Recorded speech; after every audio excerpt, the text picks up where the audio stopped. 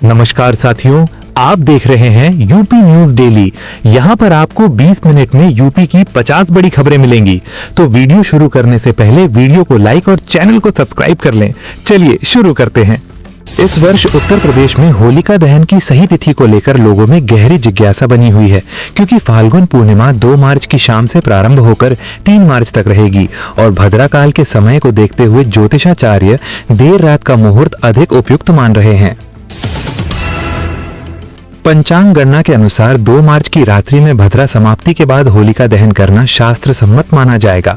इसलिए कई मंदिर समितियां सूर्यास्त के बाद भद्रा खत्म होने का सटीक समय घोषित करने की तैयारी में जुटी हुई हैं। उत्तर प्रदेश में इस वर्ष होलिका दहन की तिथि को लेकर लोगों में काफी उत्सुकता देखी जा रही है, क्योंकि पंचांग के अनुसार पूर्णिमा तिथि 2 मार्च की शाम से प्रारंभ होकर 3 मार्च तक रहेगी, जिससे सही मुहूर्त जानना जरूरी हो गया है। लखनऊ के ज्योतिष विशेषज्ञों के अनुसार 2 मार्च की रात भद्रा काल का प्रभाव कुछ समय तक रहेगा, इसलिए होलिका दहन भद्रा समाप्त होने के बाद करना अधिक शुभ माना जा रहा है। उत्तर प्रदेश के धार्मिक संगठनों ने स्पष्ट किया है कि श्रद्धालुओं को सोशल मीडिया अफवाहों से बचते हुए प्रमाणित पंचांग और अधिकृत मंदिर घोषणा पर भरोसा करना चाहिए, ताकि पूजा विधि पूरी श्रद्धा और सही समय पर संपन्न हो सके। वाराणसी में काशी के विद्वान पंडितों का कहना है कि यदि भद्रा आधी रात से पहले समाप्त हो जाती है तो 2 मार्च की रात्रि होलिका दहन किया जाएगा, अन्यथा वैकल्पिक मुहूर्त पर विचार किया जाएगा। प्रयागराज के संगम क्षेत्र में मंदिर प्रशासन ने संकेत दिया है कि सामूहिक होलिका दहन केवल उसी समय होगा जब भद्रा का प्रभाव पूरी तरह समाप्त हो जाएगा, जिससे शास्त्र विरुद्ध कोई कार्य न हो। अयोध्या के संतों ने कहा है कि होलिका दहन केवल परंपरा नहीं बल्कि धार्मिक आस्था का विषय है, इसलिए सही मुहूर्त जानना आवश्यक है और जल्द ही आधिकारिक समय सार्वजनिक किया जाएगा। कानपुर में कई आवासीय समितियों ने स्पष्ट किया है कि वे अंतिम मुहूर्त की पुष्टि के बाद ही लकड़ी सजावट और अग्नि स्थापना की प्रक्रिया शुरू करेंगे, ताकि किसी प्रकार की धार्मिक त्रुटि न हो। मेरठ के ज्योतिषाचार्यों के अनुसार 2 मार्च की देर रात शुभ योग बन रहा है, जो होलिका दहन के लिए उपयुक्त माना जा सकता है, बशर्ते भद्रा उस समय तक समाप्त हो चुकी हो। गोरखपुर में मंदिरों में घोषणा की तैयारी चल रही है और संभावना जताई जा रही है कि 2 मार्च की रात्रि भद्रा रहित समय में विधि विधान से होलिका दहन संपन्न कराया जाएगा। मथुरा ब्रज क्षेत्र में परंपरा के अनुसार होलिका दहन का समय मंदिरों द्वारा ढोल नगाड़ों के साथ घोषित किया जाएगा, जिससे सभी श्रद्धालु एक साथ पूजा में भाग ले सकें।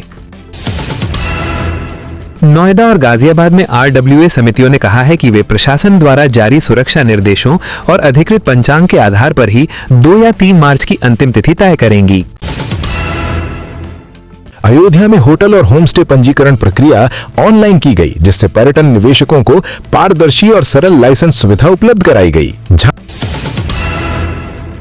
झांसी में बुंदेलखंड औद्योगिक विकास प्राधिकरण को नई परियोजनाओं की मंजूरी मिली, जिससे सूखा प्रभावित क्षेत्र में निवेश बढ़ाकर रोजगार सृजन को प्राथमिकता देने की रणनीति बनाई गई। आगरा में ताजमहल क्षेत्र के आसपास अवैध निर्माण हटाने के लिए विशेष अभियान चलाया गया, जिससे धरोहर संरक्षण और पर्यावरण मानकों को सख्ती से लागू किया गया। बरेली में मेडिकल कॉलेज अपग्रेड योजना को स्वीकृति दी गई, जिससे आधुनिक उपकरण और विशेषज्ञ डॉक्टरों की नियुक्ति कर स्वास्थ्य सेवाएं मजबूत की जाएंगी। अलीगढ़ में रक्षा कॉरिडोर परियोजना के अंतर्गत नई विनिर्माण इकाइयों को उत्पादन शुरू करने की अनुमति प्रदान की गई, जिससे स्थानीय अर्थव्यवस्था को गति मिली।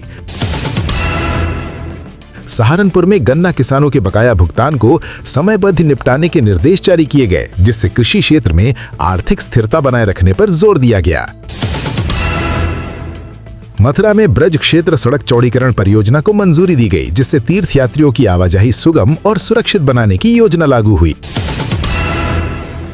फिरोजाबाद में कांच उद्योग को आधुनिक तकनीक अपनाने हेतु सब्सिडी योजना लागू की गई, जिससे ऊर्जा बचत और निर्यात प्रतिस्पर्धा बढ़ाने का लक्ष्य तय हुआ।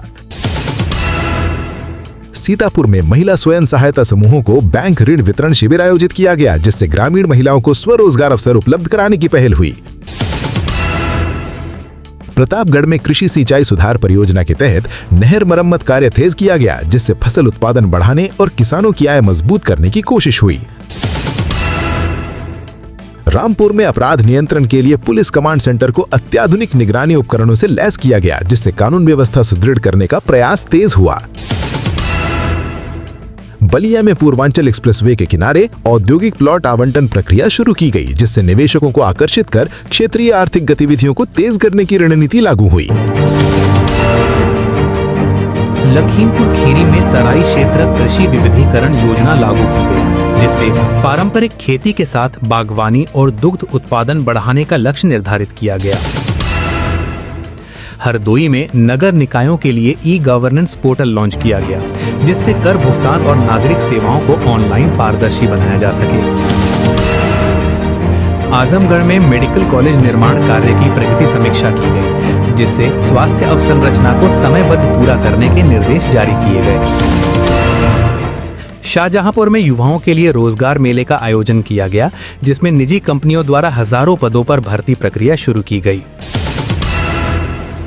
बस्ती में प्रधानमंत्री आवास योजना के अंतर्गत नए आवास स्वीकृत किए गए, जिससे आर्थिक रूप से कमजोर परिवारों को पक्के घर उपलब्ध कराने की पहल हुई।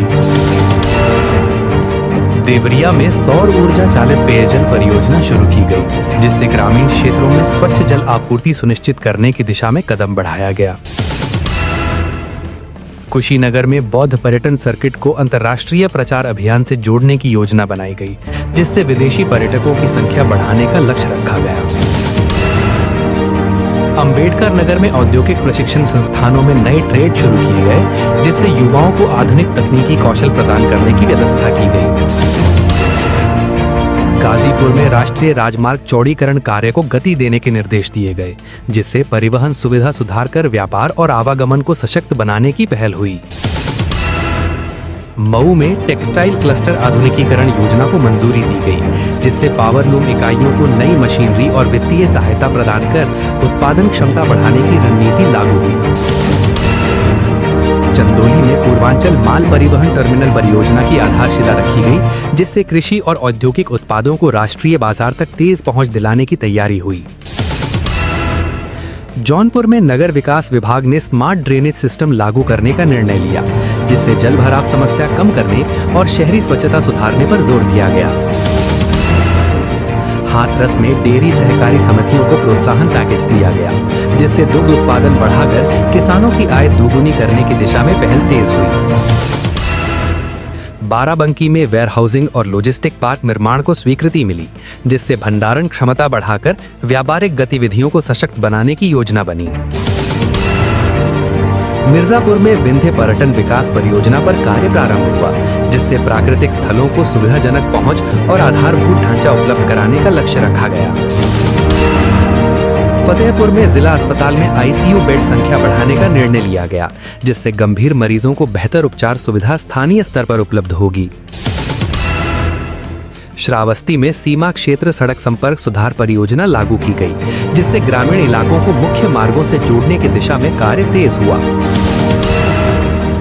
काशगंज में महिला सुरक्षा हेल्पलाइन निगरानी कक्ष स्थापित किया गया, जिससे त्वरित प्रतिक्रिया और शिकायत निवारण प्रणाली को मजबूत बनाया गया।